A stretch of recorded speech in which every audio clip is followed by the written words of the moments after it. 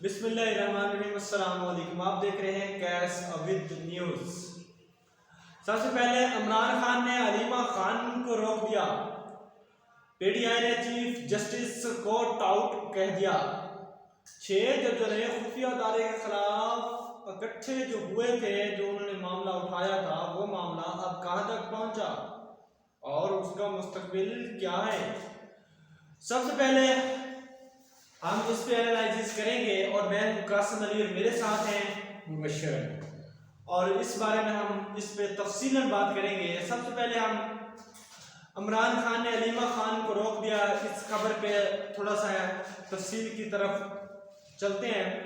तो इमरान खान ने अलीमा खान को रोक दिया, ये क्या मामला है? ये है कि पीटीआई के कुछ अरकान जो थे वो अलीमा खान के बयानात पे बहुत ज़्यादा मतलब कि नाराज़गी का इजहार करते थे। वो कहते थे कि इससे पार्टी को नुकसान होता है, क्योंकि अलीमा खान जो है वो कुछ ऐसा बोल जाती हैं जिसके बाद वो जो सारा बयानिया बना होता है वो दरम बरम हो जाता है। इसलिए उन्होंने इमरान खान जो बानी चेयरमैन तहरीक इंसाफ हैं, उनको उन्होंने कहा कि ये जो है ऐसे मामलात हैं जिससे पार्टी को यानी नुकसान होता है, जिस पे इमरान खान ने अलीमा खान को कहा कि आप जो है वो पार्टी के जो मामलात हैं उस पे कोई दखल अंदाजी के बारे में कोई बयान नहीं देगी।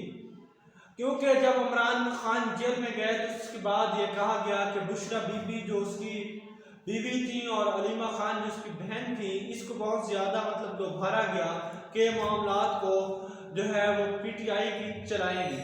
लेकिन अलीमा खान ने तो कुछ जो है वो चली, लेकिन बुशरा जो थी बुशरा बीबी वो तो बिल्कुल ही साइड पे होगी। उन्होंने कुछ ऐसी बातें नहीं की।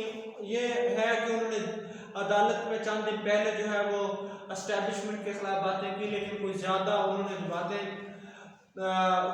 सियासत के बारे में थी वो उन्होंने नहीं की। तो क्या अलीमा खान के बयान से पार्टी को, उसकी बहन है, क्योंकि दूसरे तो कोई भी तहरीक इंसाफ का कोई ऐसा रिश्तेदार जो है इमरान खान का तहरीक इंसाफ में शामिल नहीं जो मतलब कि इमरान खान का करीबी हो। जिस तरीके से दूसरी पार्टी हैं, पीपल्स पार्टी या फिर मुस्लिम लीग नून या दूसरी जितनी भी पार्टी हैं, JUIF, ये जो चलाती हैं सिस्टम खानदान में ही नस्ल दर नस्ल, ऐसा पीटीआई में नहीं। अगर उसकी सिस्टर जो बयानात देती हैं उसको रोकना क्या मुनासिब है या फिर जो है वो नहीं मुनासिब? उनको जो है वो इमरान खान की बहन को सियासत में हिस्सा लेना चाहिए था, उसको बयानात देने चाहिए थे या नहीं देने चाहिए? इस बारे में मज़ीद जो है वो एनालिसिस करने के लिए हम बशर साहब की जानिब चलते हैं। जी थैंक यू कासिम।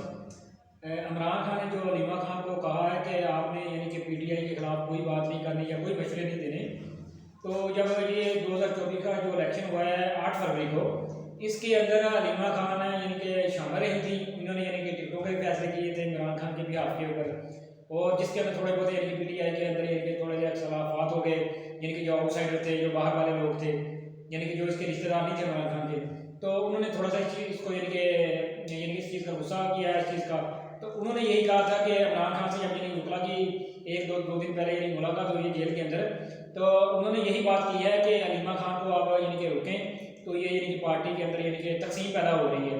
क्योंकि शेर अफजल मरवत भी थोड़ी सी यानी कि आउटसाइड बातें कर रहा है, ठीक है, हम ही बन रहा है कुछ ऐसे एंकर का यानी कि जो सहाफ़त के अंदर हैं, जो पीटीआई के खिलाफ हैं। तो जिससे यानी कि पार्टी के अंदर असल मेन काम ये है कि पार्टी के अंदर इंतशार आहिस्ता आहिस्ता पैदा होने की कोशिश हो रही है, यानी कि पार्टी को तोड़ने की कोशिश हो रही है। तो मेरा नहीं ख्याल कि ऐसा होगा, लेकिन इमरान खान ने जो किया है बिल्कुल ठीक किया है। इससे यानी कि दूसरे लोगों की दिलाजारी होती है, यानी कि जो यानी कि उनके रिश्तेदार भी हैं और वो मुखलस भी हैं पार्टी के साथ। तो दूसरी इसके अंदर जो खबर है वो है पीटीआई ने चीफ जस्टिस को यानी कि डाउट कह दिया। तो ये तो बिल्कुल यानी कि पीटीआई को यानी पहले कह देने, पहले भी नहीं कह देना चाहिए था, क्योंकि ये जो सरकार है 2 नंबर की जाली की यानी कि फॉर्म 45 की यानी कि जो 47 सरकार है यानी कि बनी हुई, तो ये काजी का और उसका यानी कि कट जोड़ है जिसकी वजह से ये गवर्नमेंट बनी है। देखा ना कि पीटीआई ने अगर इलेक्शन नहीं करवाए अपनी पार्टी के अंदर तो पार्टी को नाअहल कर दिया इन्होंने, उसका बल्ला छीन लिया, ठीक है ना। और उनको यानी मखसूस जो उनकी नशिस्तें थी वो भी यानी कि नहीं दी जा रही, यानी जो मिनार्टी की यानी कि जो औरतों की थी या वैसे थी मिनार्टी की। तो ये तो यानी कि पीटीआई ने बिल्कुल ठीक किया है, चीफ जस्टिस यानी कि आसिफ फाइज को यानी कि टाउट कहा है, तो ये बिल्कुल यानी कि सिकंदर सुल्तान राजा भी और ये काजी फाइज साहब भी बिल्कुल ये पीछे पीछे चल रहे हैं, और इन लोगों का इंजाम बहुत बुरा होगा। ये कचरे के ढेर में मिलेंगे, तरीके कूड़ेदान में मिलेंगे ये लोग। तो यानी कि साथ साथ मंटू साहब का कौल था, या आपने ये पढ़ा होगा बचपन के अंदर, मैंने ही पढ़ा था कि साथ साथ मंटू फरमाते हैं कि पाकिस्तानी जजों ने धोतियाँ पहन रखी हैं, जब कोई गरीब इंसाफ लेने आता है तो आगे से उठा देते हैं, और जब कोई अमीर लेने आता है तो पीछे से उठा देते हैं। जी कासिम जी, ये चीफ जस्टिस को जो डाउट का है, ये सर माजरत के साथ काजी फाइज ईसा को नहीं, ये जो है नहीं इस्लामाबाद हाई कोर्ट जज उसको कहा है उन्होंने, क्योंकि ये मामला जो 6 जजेस वाला था जो मजीद हम डिस्कशन करते हैं कि सबसे पहले जजों ने जो है वो उन्हें भेजा था, लेकिन उन्होंने उस पर कोई अमल दरामद नहीं करवाया। वो जो है ना वो फिर सुप्रीम कोर्ट में चला गया। सुप्रीम कोर्ट में ये लीक हुआ है किसी दफ्तर में, जो क्लिक होते हैं वो काम करने वाले। अगली खबर यह है कि 6 जजों ने खुफिया अदारे के खिलाफ इकट्ठे हो गए, और अब ये जो मामला था ये कहाँ तक पहुंचा है। ये सर ऐसा है मामला कि जो चीफ जस्टिस हैं उन्होंने बुलाया पहले इजलास, और पहले जब ये खत पहुंचा 25 तारीख को, 26 तारीख को जो है उन्होंने अफ्तारी के बाद जो उनके कलीग थे जजेस उनको बुलाया, और बुलाकर इसके बारे में डिस्कशन की। डिस्कशन करने के बाद उन्होंने ये फैसला किया कि हम जो है वो फुल कोर्ट इजलास बुलाएंगे, जजेस का बुलाया गया। उसके बाद उसमें यह फैसला हुआ कि हम वज़ीर आज़म से मुशावरत करेंगे। दिलचस्प ये बात है कि जिस वज़ीर आज़म से ये बात करने के लिए इन्होंने वज़ीर आज़म को बुलाया, वज़ीर आज़म के साथ इंक्वायरी करूँगा, वो दिलचस्प ये बात है कि इंक्वायरी क्या करनी थी, वो जो वज़ीर आज़म है वो भी उनके साथ फॉर्म 47 पे आने वाले हैं। तो ये बताएं वो क्या उनकी इंक्वायरी क्या करेंगे, बेनिफिशियरी तो वो हैं जजेस के। जी मैं इस चीज़ को लेकर वजाहत करता हूँ, थैंक यू कैप्टन। तो ये बिल्कुल ही ऐसी है कि यानी कि गवर्नमेंट के खिलाफ कोई एक्शन लिया जाए, यानी गवर्नमेंट के खिलाफ कोई बात की जाए, यानी कि उसके यानी कि तहकीक की जाए, किसी मामले में गवर्नमेंट की तनकीद की जाए, और गवर्नमेंट ही कहे कि हम इसका यानी कि इसके यानी खिलाफ यानी कि कमेटी बनाते हैं और इसका कोई हल निकालते हैं, तो गवर्नमेंट कैसे अपने खिलाफ कोई यानी कि काम करेगी। तो ये ऐसा बिल्कुल यानी कि ऐसा नहीं हो सकता। देखो ना, ये जो मामला सुप्रीम काउंसिल जुडिशल काउंसिल के अंदर यानी कि गया है, या चीफ जस्टिस काजी फाइज साहब, वो काजी फाइज साहब और शहबाज शरीफ का मिलना बनता नहीं था, क्योंकि ये दोनों एक ही इनके सिक्के के रुख हैं। तो ये मिले, इन्होंने कट किया है। अब इनका ये ख्याल है कि ये जो 6 जज हैं ये बोले इनका मुंह बंद किया जाए, इनको डराया जाए, धमकाया जाए, इनकी फैमिली को इनके ऊपर प्रेशर डाला जाए, तो इनको किस तरह रोका जाए, क्योंकि ये विसल ब्लोइंग शुरू हो गई है। क्योंकि इमरान खान ने जो बात की है ना, यानी कि जेल में जाने से पहले वो सारी बातें उसकी साबित हो रही हैं मुर्शद की। तो जो उन्होंने बातें उन्होंने जब उठाया गया ना 9 मई को, तो उस वक्त यानी 11 मई को उठाया गया अदालत के अंदर, तो वहाँ पर चीफ जस्टिस कौन से थे, आमिर फारूक साहब। तो उन्होंने क्या किया, देखो 11 मई एक बंदे को उठा के लेके जा रहे हैं, और वो यानी कि चीफ जस्टिस उधर बैठ के बैठ के देख रहा है, तमाशा देख रहा है। तो फिर उसके बाद इमरान खान की जब यानी कि यही किसी साहबी ने गिरफ्तारी से पहले बात की थी अदालत के अंदर कि क्या ये अदालत आपको रिलीफ देगी, आपको आज़ादी देगी।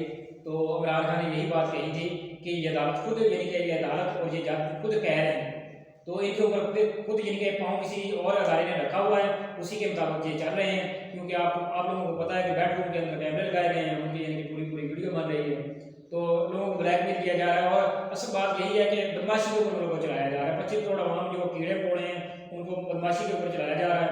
वो ऐसा कब तक चलेगा, 5 साल चलेगा, 10 साल चलेगा।